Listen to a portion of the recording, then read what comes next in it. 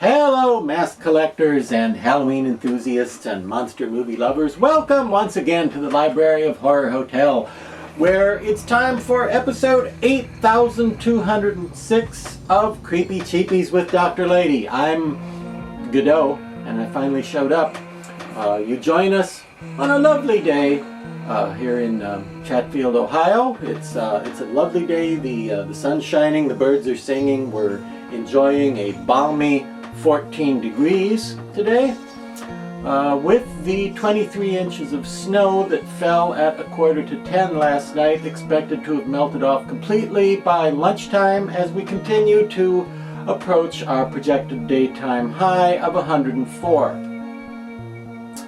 Turning to the extended forecast, we will be experiencing a heat wave and a heat advisory overnight, followed by sleet and blowing and drifting snow in the morning, which could cause hazardous road conditions along with possible tornadoes, followed by another heat wave, followed by 36 inches of rain, followed by high winds and gusting and drifting of snow and mudslides and a possible storm of pitchforks and hammer handles, followed by possibility of live toads raining down from the sky, followed by another ice storm creating more hazardous driving conditions and possibly bringing hailstones the size of golf carts, followed by a 40% chance of medium-sized velociraptors possibly causing tangles in metropolitan and suburban traffic as we head into your weekend. So, just another typical week of Ohio weather with nothing out of the ordinary. Except there may be one really pleasant day in there. But anyway, today's mask is one of the most important masks, if a mask may be said to be important, and they're important to some of us, right? One of the most significant masks from the year 2020 was the much touted and much anticipated release of this guy, the world's #1 monster, Frankenstein. This particular one specifically called the House of Frankenstein mask. How do we know that? It says right there, House of Frankenstein. And I'm going to zoom in on that tag because I love that tag, because I think it's kind of amazing that in the year 2020 any commercially marketed product was made available containing a reproduction of 1944 Hollywood horror movie promotional art. Isn't that cool? That's just so cool that the poster for House of Frankenstein has been reproduced as part of the tag on this cool mask from the Creeps at Trick or Treat Studio. Okay, so it is called the House of Frankenstein mask, but that doesn't mean you can live in it. No, it's not actually a house. It's called the House of Frankenstein mask in order to differentiate it from other Frankenstein masks from other movies, typically played by Boris Karloff, whereas this one is the monster as played by Glenn Strange. And yes, there really was a guy whose last name actually was Strange who played monsters in some movies back in the 1940s. Now, if this looks familiar, well, of course it looks familiar. Who hasn't seen Frankenstein? Of course you know who Frankenstein is, right? The monster, not the doctor. This isn't the doctor, but this is the monster. Okay, not doctor, but yeah, okay. Let's take another close look. If this looks a little familiar, well, it happens to be not only a very familiar classic version of Frankenstein that many people have loved over the years, it's also a very close reproduction of the classic Don Post Studios Frankenstein Glenn Strange mask, typically referred to as the calendar Frankenstein, because the 1966 monster calendar, which was the catalyst that really started a lot of people's interest in monsters and sparked an interest in masks in many humans, and made the Don Post masks these very sort of legendary, famous, widely sought after things. This looks just like the Don Post calendar mask, okay, except it's been just slightly retooled, just a little bit, And the original was sculpted by a lady named Pat Newman, who sculpted most of the classic Universal Monsters masks in the 1960s. And I'm going to zoom up on the neck here so that you can see. I hope you can see that. Can you see that? Okay, if you can't, raise your hand right now. Okay, I don't see any hands going up, so I'm going to assume you can see it.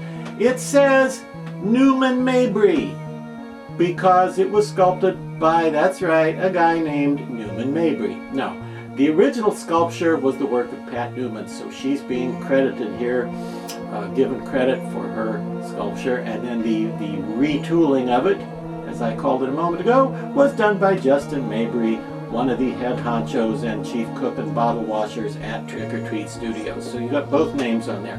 So that's one way you can tell the Trick or Treat Studios edition from 2020 from the Don Post version, originally from the 1960s, last released in a limited edition of 498 copies. And I remember when I personally spoke to Don Post's secretary at the time, and I said, "What happened to the other two?" And she said, "What other two?"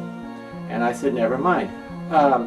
Last released in a limited edition of 498 copies in the 1998-99 Halloween season." And that's the last time a licensed Glenn Strange Frankenstein mask was available. Okay, it took this long for somebody to come up with an affordable Glenn Strange Frankenstein mask, and I think it's pretty great. You can actually wear it, you can see out of it. A couple of things I would like to mention about it. The hair on the old Don Post version was crepe hair, which was put on in layers. This is actually done with fur, or as the hipsters call it, fun fur. This is acrylic fur, which means it was cut in a piece, glued onto the back, glued onto the top. Now, what you may want to do with your mask, if you get one of these, is, I'm going to zoom back in like an idiot. I'm going to zoom back in here and try to point out, you may not like the fact that in some cases you can see a bit of a seam there. All you need to do with that, if that's an issue for you, don't worry about it. Take a black Sharpie and just kind of carefully drag it along that little white line where the pieces of fur join up, okay? And it may not even be an issue, because if you brush the hair down, you're probably not going to see it. But depending on whether you're wearing it or how you're displaying it or what you're doing with it, I thought I'd mention that. And so I did. Now, Frank here, you don't mind if I call you Frank, do you? Frank here was the victim of some unpleasantness, and we have to talk about this, little as I want to. If you've seen a copy of this mask and it does not look anything like this, please don't think, oh, Dr. Lady is shilling for a company that sells terrible masks and he's got a great looking one there and he fixed it all up and he's lying. No, please don't think that. I'm going to come right out and tell you, some early copies of this mask were not so good. As my late grandfather would have described them, not so fancy to look at. And there was a big miscommunication and a misunderstanding, and when I first saw this mask in person, I was very disappointed. And it turned out what had happened was there were some distributors who demanded a large number of Glenn Strange House of Frankenstein monster masks by a certain date, and really insisted, and they were not interested in hearing about any trivial, unimportant matters like quality.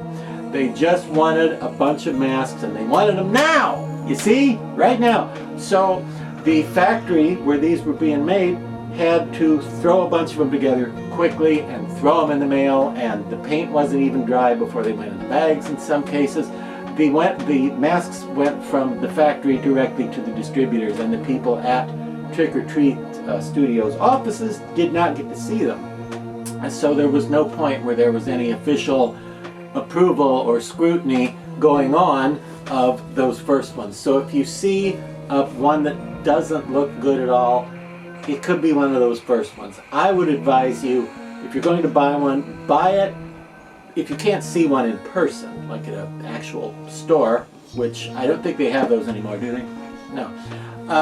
If you're going to be buying it, I think buy it from Trick or Treat's website directly, because that way I'm sure you'll get a decent looking one and not one of those early ones. We don't know, see the early ones that were not so good went to distributors and therefore were distributed.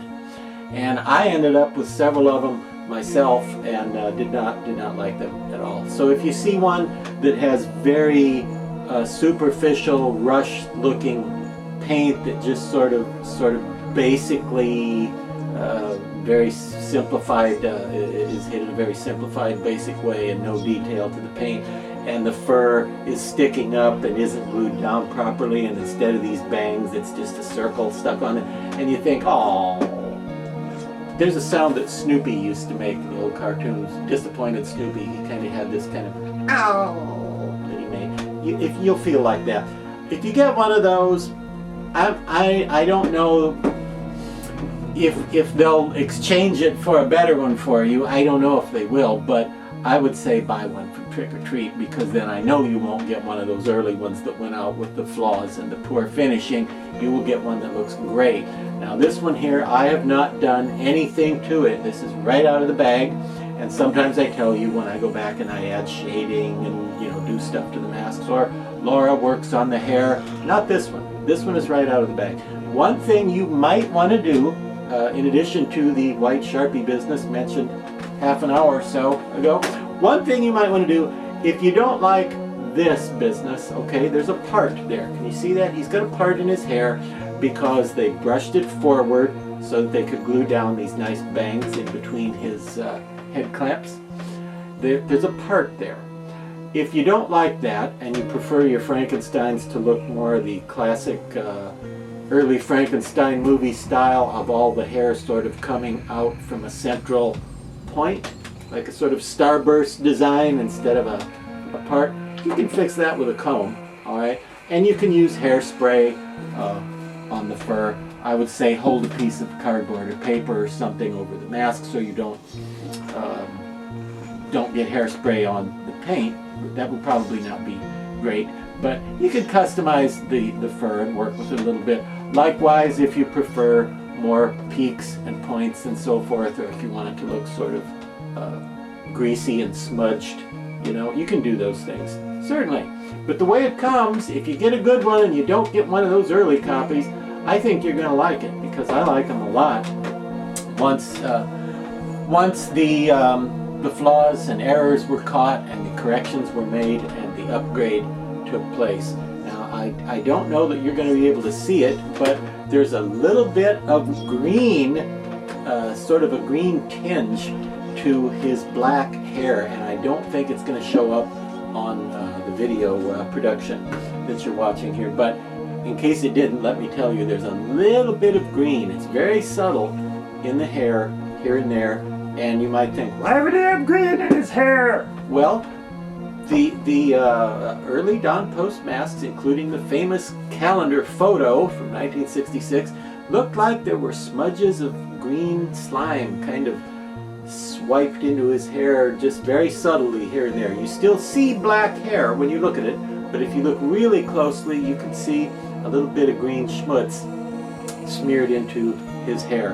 And the masks have actually been given that, and I think that is awesome, because how many Frankenstein masks have green smudges in the hair, and it looks right. And especially if you're a fan of early Don Post masks and the 1966 calendar and all that. And I should mention also that the reason he's gray rather than green or pale flesh color like some Frankenstein masks, he's gray because that's kind of the de facto most popular color for Glenn Strange as Frankenstein, because the 1966 calendar had a color photo of a gray-faced Frankenstein with a little bit of green green streaked in his hair. And another thing you may not be able to see in the video, but I will tell you about it, there's a little bit of a kind of tealy green, just very, very subtle here and there on his skin, on his face. And I like that. If you don't like it, I don't want you to be surprised by it when you see it, but it's very subtle, and I think it adds to it. It makes him look a little moldy, like a monster who's been dead and revived several times. Now, talking of customizing, I do have another one here, and I may keep this one. This one, all right, Laura Lady has combed the hair, as I mentioned a minute ago, with the the hair all starting from the center of the head instead of the part running across the head. And other than that, did I do anything to this one with the paint? I don't think I did. I think this is just the hair has been dealt with, and it has been sprayed. So here's what he can look like if you want to work on the hair just a little bit and make some little peaks and glue them down with glue. Contact cement works well for that. All right, there he is. And now that I see these two together, it occurs to me that this one has a very matte finish to his skin, whereas the first fellow has more of a not really glossy, but slightly sort of a satin finish. He looks a little bit oily, a little bit sweaty. Is it from being under these bright hot lights? Yeah, he doesn't know. He looks slightly shinier, whereas this one looks more flat finished. I don't know. There's a little bit of variance, as there is with any mask you care to purchase. There's always going to be some variance, and just like with the paint job, there's a little bit of difference from mask to mask on exactly how the lips are painted and exactly how the eyelids and that little wart on his face and all that good stuff. It's going to vary slightly from copy to copy. And if you want it to look more like an older mask, you might want to put brighter red blood in there, because I tend to think of old masks as having kind of fake looking bright red blood that looks like red paint. If you really want to recreate old Halloween look, you may want brighter blood in this cut and this cut, or you could leave it with the way they did it, which is much more subtle and realistic and more believable looking. Obviously, if you're going to wear him, you're going to wear him with a big black coat and like a crew neck sweatshirt, or even a turtleneck sweater would work. And there you go. What a great mask from 2020. The Glenn Strange House of Frankenstein monster. And well, did I cover everything that you guys wanted me to mention about yourselves? I think so. I think we're done here. So well, hoping you have a strange day.